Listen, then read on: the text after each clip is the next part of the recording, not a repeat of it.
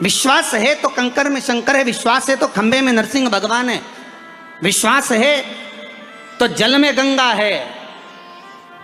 गंगा जल, और विश्वास नहीं तो कोई। मानो तो मैं गंगा माहूं, ना मानो तो बहता पानी। अब ये तो आपके ऊपर है, आप चाहें तो बहुत दूर जाकर भगवान को ढूंढना चाहोगे, और नहीं तो आपके ही पास में, आपके ही घर में, आपके ही करीब में, आपके ही हृदय में शिव तत्व बैठा है, शंकर विराजमान।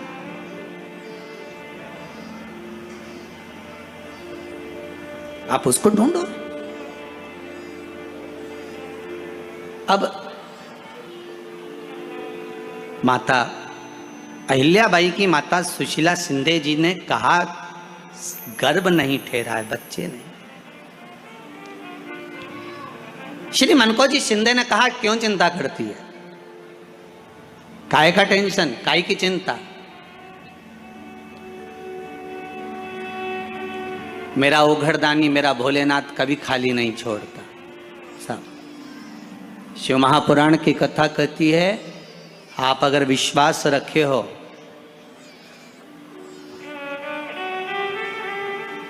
सफेद आंकड़े की जड़, जिस नारी का संतान नहीं हो, गर्भ नहीं ठहरा हो,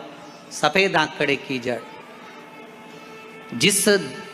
देव अधिदेव महादेव की कथा जिस तुम्बरुका जी ने श्रवण कराई है, शंकर भगवान जिनके सामने बैठकर शिव पुराण की कथा सुन रहे हैं, उन तुम्बरुका जी का नाम लेकर शिवलिंग पे से 21 बार घुमाकर मंदिर में ही कमर पर 7वें दिन रजस्वला धर्म के जो बांध लेता है, और एक पीपल का पत्ता अवधूतेश्वर महादेव का नाम लेकर शंकर पर चढ़ाकर उसको गाय के दूध में उकाल कर रात्रि को दोनों पति पत्नी अगर पीकर सोते हैं, 3 महीने में भगवान भोलेनाथ उसकी गोद भर देते हैं। ये शिव तत्व, शंकर देता जरूर है। माता अंजना के यहाँ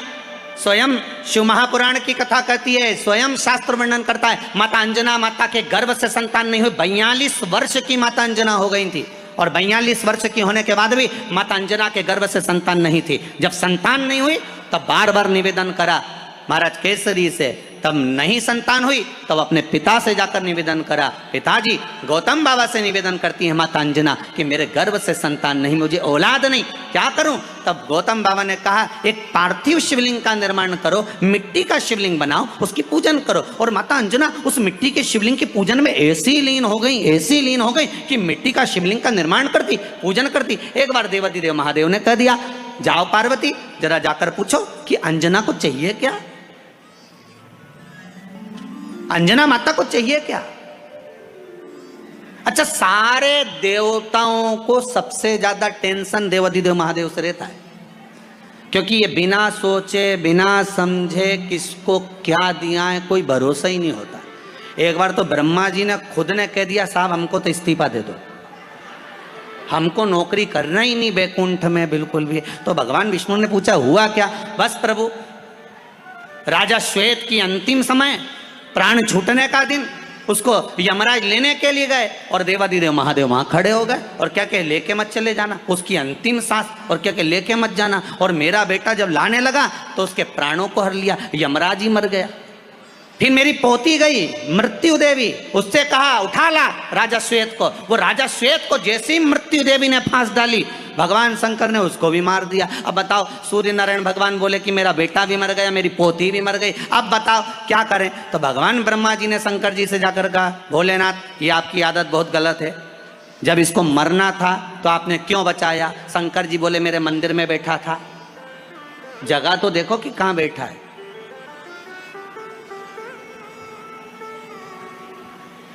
ब्रह्मा जी ने भगवान विष्णु से कहा हमको ये काम नहीं करना, आप तो हमारा इस्तीफा स्वीकार करो। भगवान विष्णु ने शंकर जी से कहा भोलेनाथ जी अब इनके बेटे को, सूर्य नारायण के पुत्र को और पोती को जीवित करो। शंकर भगवान करे एक शर्त पर जीवित करूंगा, जहां मेरा भजन हो रहा हो, जहां मेरी कथा हो रही हो, अगर कोई महामृत्युंजय मंत्र का जाप कर रहा हो, श्री शिवाय नमस्तुभ्यम जप रहा हो, शंकर का पंचाक्षर मंत्र नमः शिवाय जप रहा हो, शंकर जी कहते हैं उस समय पर मृत्यु उसको ना घेरे। तो इतने में सूर्य नारायण भगवान कहते हैं शपथ लेता हूँ, संकल्प लेता हूँ, जहाँ आपका नाम होगा, अगर पृथ्वी पर कोई मरने का भी समय आ गया तो पहले आपसे पूछा जाएगा उठा ले,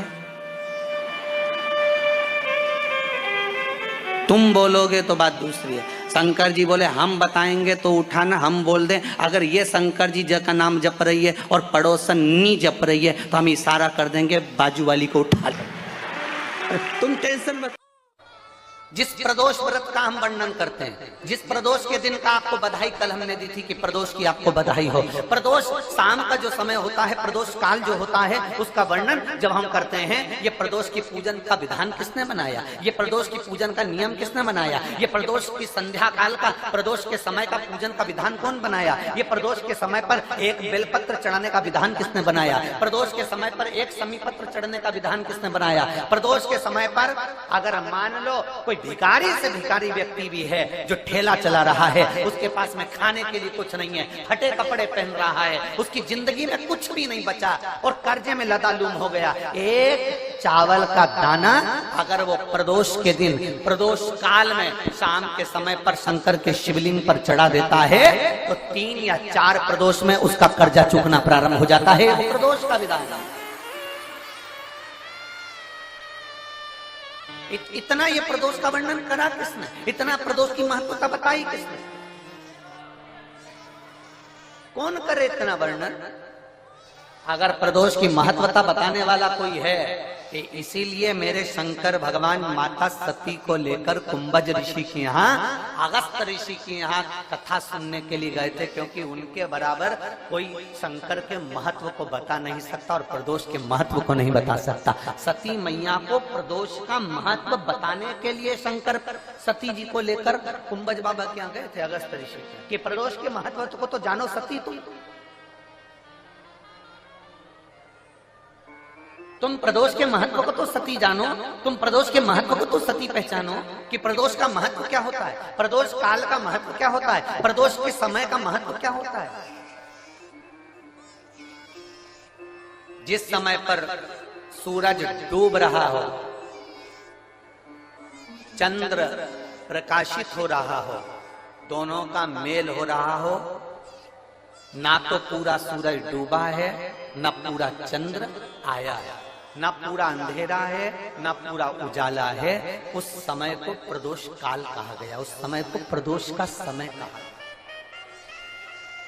प्रदोष काल कहा। अब कई लोग हमसे कहते हैं गुरुजी आप हमको प्रदोष का समय बताया करो कि प्रदोष काल किसको कहते हैं, प्रदोष का समय किसको कहते हैं। अब एक बात हम आप सबसे कहना चाहते हैं, जितने लोग आस्था चैनल पर सुन रहे हैं, जितने फेसबुक यूट्यूब पर सुन रहे हैं और जितने रेवाड़ी की इस पवित्र धरा पर कथा को सुन रहे हैं, आप सबसे एक बात कहना चाहेंगे, अगर हम समय देखकर बताएं आपको कि शाम को 6 बजे, 6:30 बजे, 6:30 पे लेकर 7:30 के बीच में ये समय है या